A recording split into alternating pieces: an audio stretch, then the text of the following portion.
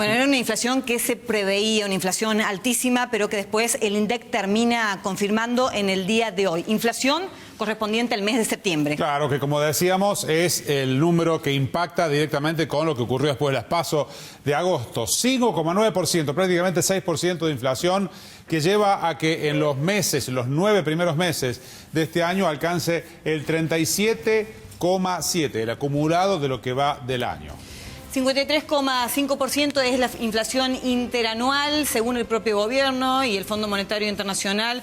Terminaríamos en 50% o más de 50% tranquilamente, según los números nos van acompañando. Y siempre les vamos mostrando qué es lo que más aumentó en cada mes, siempre, por supuesto, teniendo como fuente el INDEC.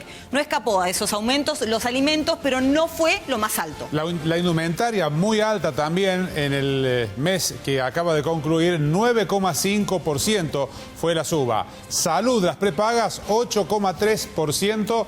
Bienes y servicios aumentaron 8,2%. Los gastos en recreación subieron 7,6%. Hogar, 7,4%. Comunicación, 6,7%. Alimentos y bebida, 5,7% en el noveno mes del año.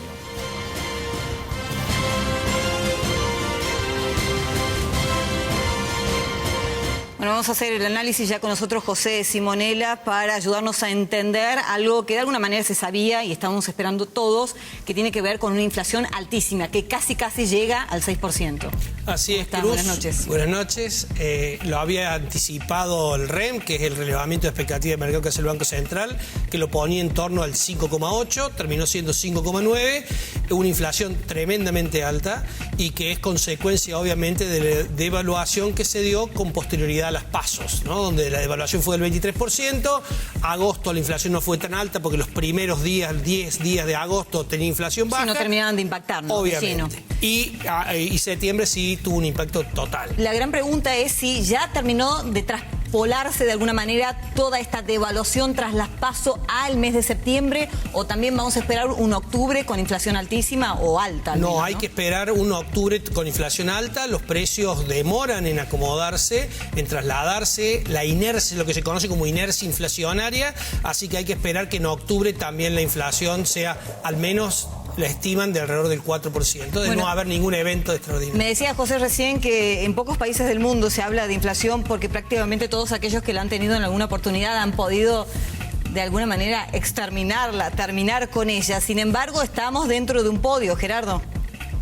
Así es, el Fondo Monetario Internacional, ayer le habíamos anticipado algunos de estos datos, dio a conocer cuál es la situación de la economía en el mundo y en cuanto a la inflación, estamos en el podio, en el tercer lugar, lamentablemente. Fíjense lo que es la de Venezuela. Imparable, ¿no? 200.000% anual la inflación en ese país que no tiene ningún tipo de control, ningún tipo de límite. Seguida por Zimbabue, la nación africana, 182,9%. Y en el tercer lugar de este triste podio de la economía mundial, 57,3% para la Argentina. Es lo que ha informado ayer el Fondo Monetario Internacional. En esta situación nos encontramos con los números de la proyección de este año. Bueno, una comparación absolutamente lastimosa. Hablamos de Venezuela, hablamos de Zimbabue, inmediatamente le seguimos nosotros los argentinos. ¿Cómo es posible que durante años, porque no es un problema de este gobierno, ni del anterior, sino hace años no lo pueden resolver, mientras que otras naciones lo han hecho de alguna forma? Sí, bien decías al comienzo, solamente 17 países de 189 tienen inflación superior a 2 dígitos, es decir, superior al 10%. Entre ellos, como bien decía Gerardo, el podio lo tenemos nosotros. Argentina no ha combatido alguna de las causas más fuertes, como es, por ejemplo, el déficit fiscal.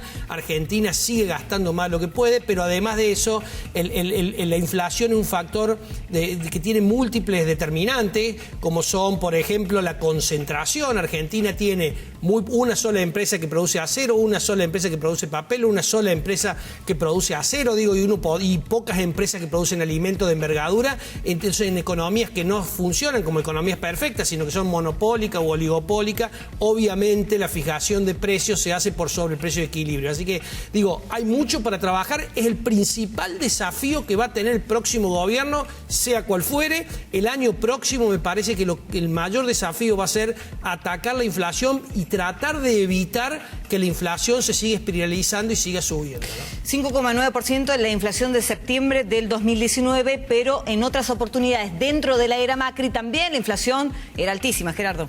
Ha tenido 3 picos desde 2015, desde diciembre en que asumió ese año hasta ahora, y estos son los números más altos de la inflación en el gobierno de Cambiemos.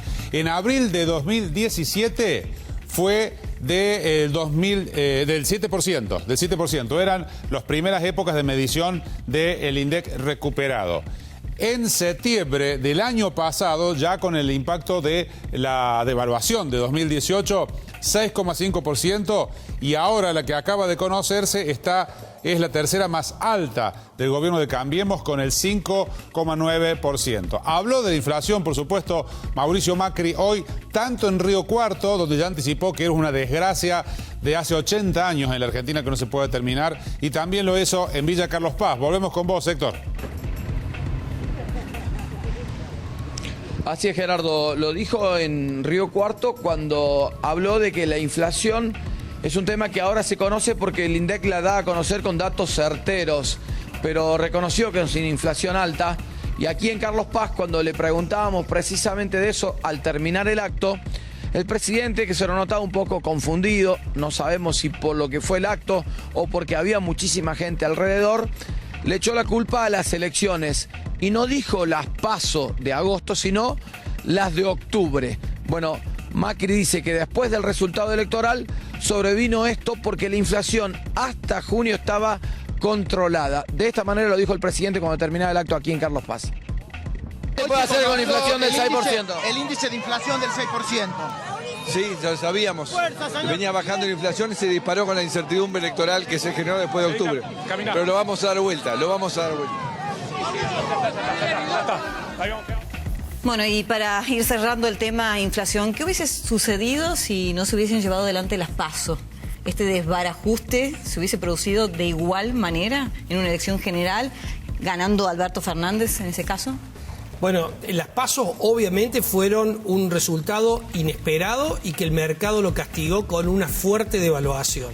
Esa fuerte devaluación es la causa de esta inflación. Si las PASO no hubieran existido y hoy estuviéramos transitando una primera elección, digamos ahora en octubre, sí, posiblemente el sendero de desinflación que se venía produciendo muy lentamente, mucho más lento que lo que aspiraba el gobierno, hubiera seguido su curso y hoy estaríamos hablando de otra inflación, tanto para agosto como septiembre. Hay que tener claro que la inflación elevada de agosto y fundamentalmente la de septiembre es como consecuencia básicamente de la devaluación que se produjo a partir del 12 de agosto como consecuencia del resultado de las PASO y el temor de muchos inversores que decidieron retirarse del mercado argentino demandando dólares. Y cuando hablamos de inversores no hablamos solamente de extranjeros, sino también mucho inversor local que decidió resguardarse en el dólar. Gracias, muy claro como siempre. Muchas gracias a usted.